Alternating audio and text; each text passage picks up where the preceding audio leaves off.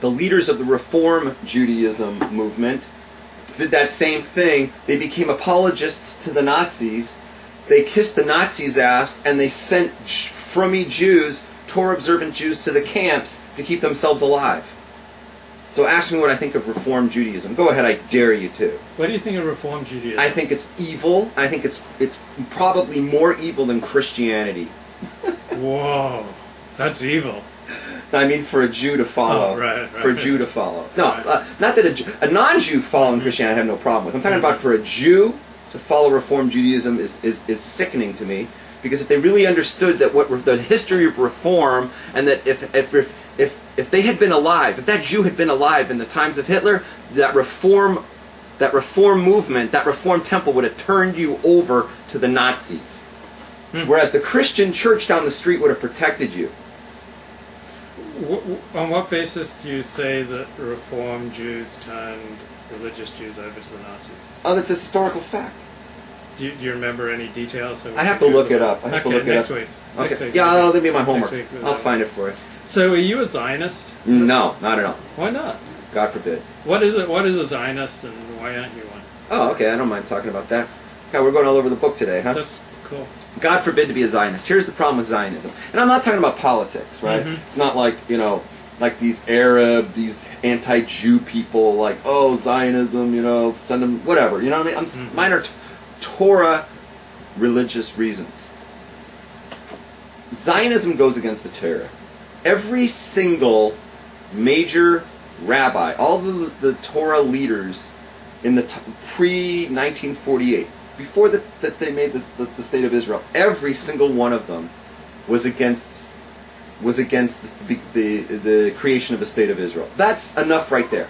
Right there tells you there is something fundamentally wrong with creating a state of Israel. And if you look in all the safers, and and I've done a lot of research on it, the big problem is, it says it in I believe it's in I have to look it up the exact page, but I believe it's in Kesuvos, and it's right at the end, like 112a or 111a. I'm sure somebody here knows, and they're going to correct me. But it talks about the oaths. And one of the oaths, there's 3 oaths that God gave the Jewish people. And the Talmud talks about this. And one of the oaths is, we're not going to go back to the land of Israel by force, and take it over from the non-Jews and put on our own rulership. We're not going to do that until the times of the Messiah. Our job as Jews is not to try to force the times of the Messiah.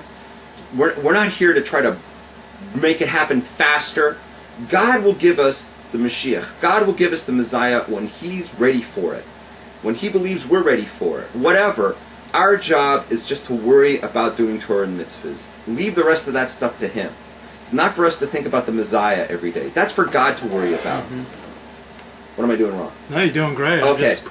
So He's telling us, here's the oath you're going to take. The oath you're going to take is, do not go back to Israel and take it by force. Do not put a Jewish government in charge of there. And He sent us out into exile, and we're not supposed to go back up in force. And you can see, if you study history, that we never did. We had many, many opportunities to do that, and we never did. And that's why when He kicked us out into Babylon, we stayed in Babylon for 1,000 years. We could have went right back. Ezra went back. He took a small contingency with him, but he's a small, like 5%. 95% of the Jews stayed in Babylon. And even though we could come back in force, we could come back in one shot as a wall, no.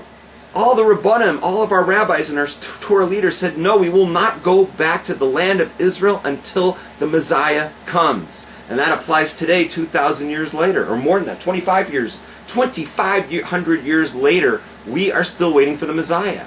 So we should not go there.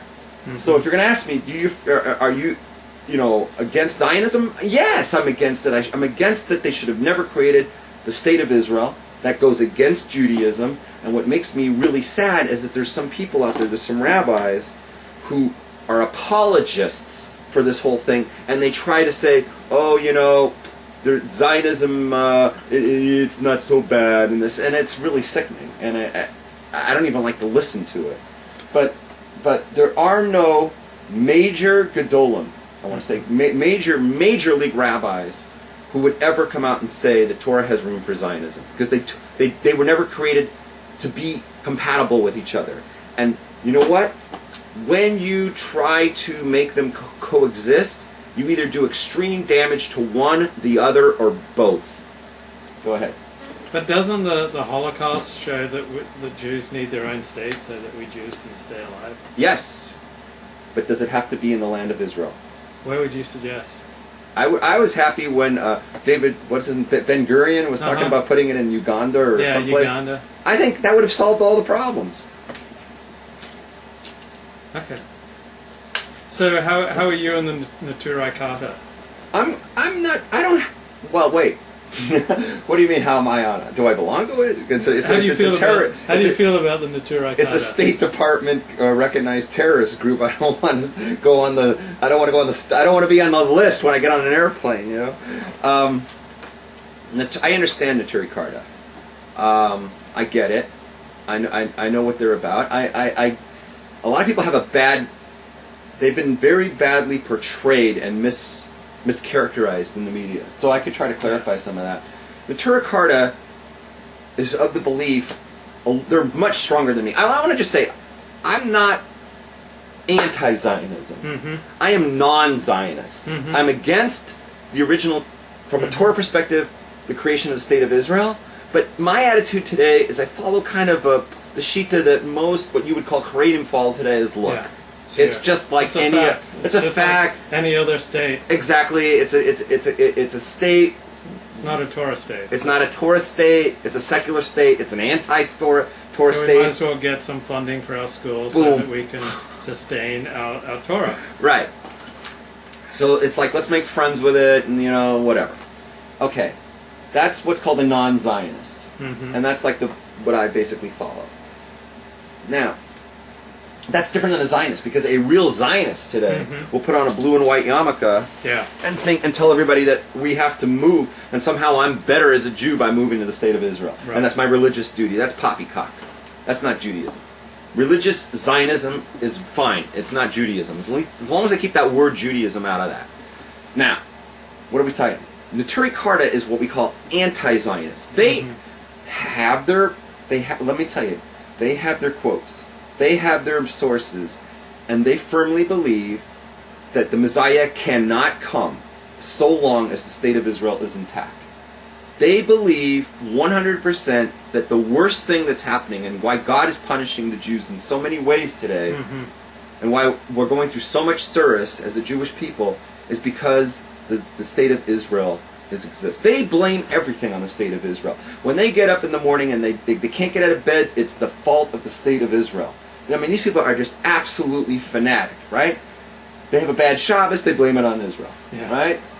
Their wife doesn't put out, they blame it on Israel. Everything is Israel's fault, because as long as the State of Israel exists, the Messiah can't come and everything's going to suck, okay? Because that state is ruining it for everybody. So they believe that what we have to do is we have to get rid of the State of Israel. We have to take it down, okay? And we have to, whatever, we just got to get out of this. Give it back to the Arabs, whatever, just let's get out of this thing. I don't agree with that, because I think it's stupid, to be honest, and I'll tell you why. I think more Jews are going to get killed if they ever give that land back, that country back to the Arabs. Because those Arabs are going to come kill the Jews the second that the Israeli flag comes down. Yeah. That's just how the nature of the beast in that area. So you've got to the only way it's going to work is you've got to take those 6 million Jews out of that country and you've got to transfer them someplace else. So now we're back to 1947 again, where, the Jews are going to get bounced around from country to country. They're going to come to the United States, and the Statue of Liberty, is going to go, give me your poor, and then the other hand is going to push the Jewish boats away with the other hand, and maybe they can learn to be like Mexicans and sneak across the border, and then all the liberals will love them. Oh, they're here already, so, But, what else? That's great. So would you agree that the greatest single problem confronting Jews in the world today is pornography? Pornography? Yeah. No. That is not what's... No. It's not the State of Israel, and it's not pornography. Where would you place pornography among the threats to Jews today? Would you say it number 2? I would say it's probably not on the list.